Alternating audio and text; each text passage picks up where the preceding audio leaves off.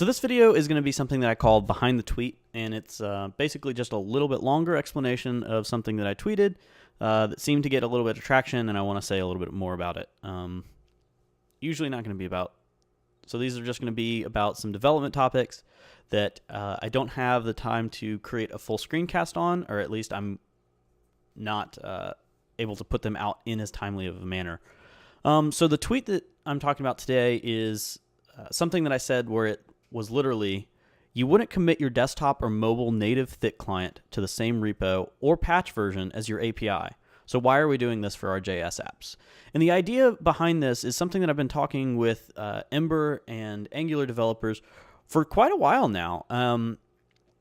And it's kind of coming to kind of really on my mind right now because we're developing a lot of thick clients at my work, and then on the side with Ember grep, that is another thick client where I'm feeling this pain right now, and I'm actually extracting things. So let me kind of give some background behind it. With JavaScript thick clients, a lot of us are coming from the background of working with just a little bit of JavaScript sprinkled in. So we have mostly server rendered code. We have our app bootstrapped by the same server that's serving our API endpoints.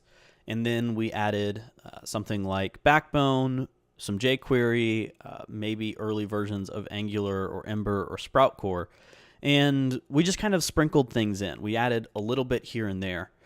But what's different now is we're building, desktop-like experiences that are completely static assets. It is literally an index.html file and some JavaScript, some CSS, and probably some third-party libraries that you're pulling from CDNs.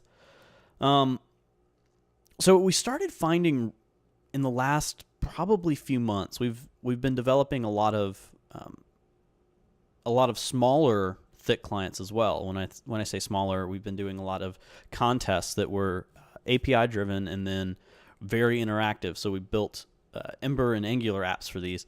And what we ended up doing for those is because we were just pumping so many out and we had a limited amount of GitHub repos, we were just stacking the API and the analytics and the client-side repo all in one repo. Like we were building all these three apps, and there was just top level that said literally said web server and analytics, and it said report. Like we had web server, reports, analytics, and client side. So in our ops area, the client side, at least for development, was always deployed by the developer. So for our development and staging, the developer had access to our S3 buckets and our Redis cluster that served the index.html file, and we literally could say deploy. That was a mixture of Fabric scripts and Node scripts, but the developer could do that at any time, and we would be committing to develop. We would be committing to our tracking branch for developments, and then the API hadn't been worked on in weeks.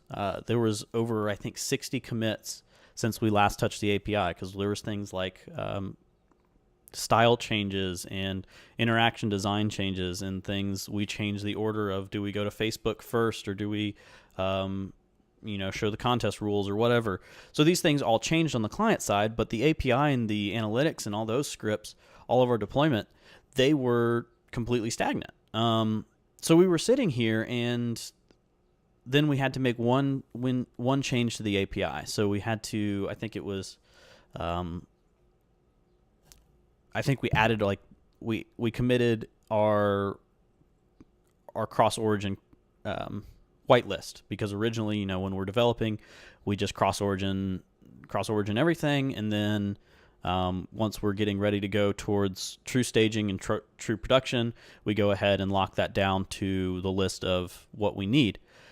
So we did that, and the in our CI server, not our CI server for this one, but our deployment server comes back and says, hey, there's the API server is now 60 commits behind, and we have a hook that says if you're X number of commits behind, throw up a flag, and someone manually has to run these commands and confirm.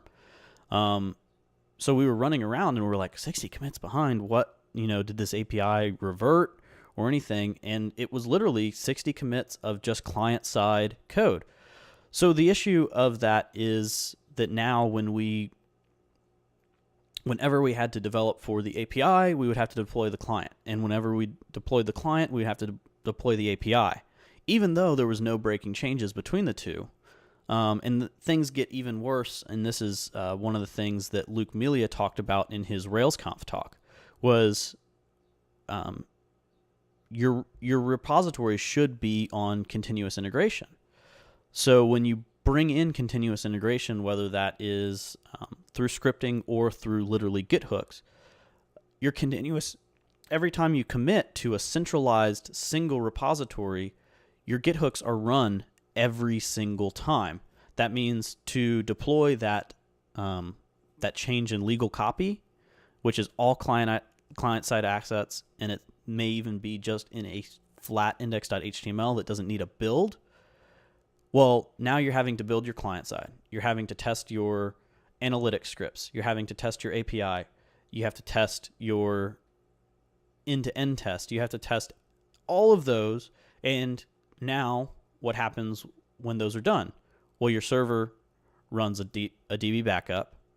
It runs a DB migrate. It runs DB check.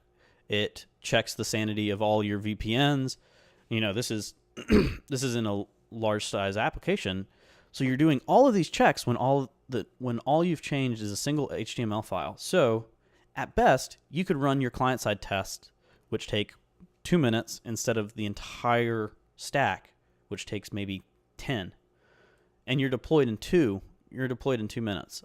Things get really weird when you're having to do something like a large-scale Java or compiled language, where now you're actually adding another build step for all of your server API as well. So this is kind of the background behind that tweet.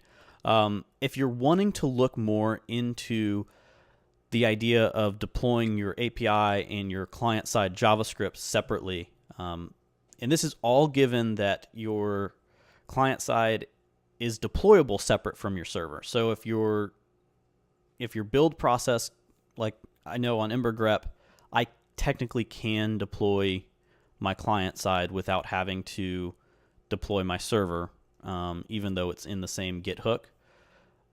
And the way that I do that is being able to push to just the public directory. I build and rsync the public directory, which is weird because that file is also committed by Git, so it's kind of squirrely, and it's a hack, and I'm getting out of it.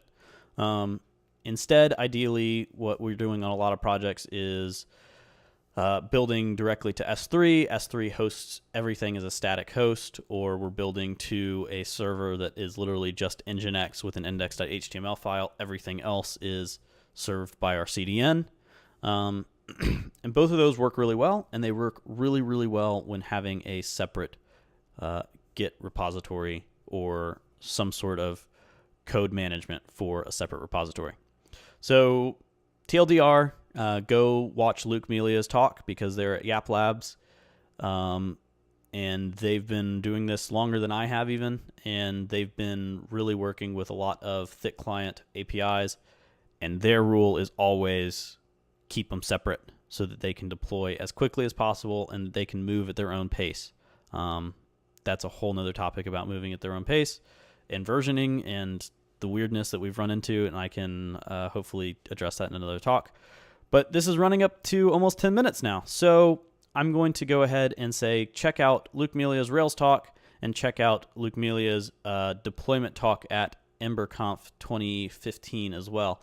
All right, guys, so signing off, and hopefully do something like this video again soon.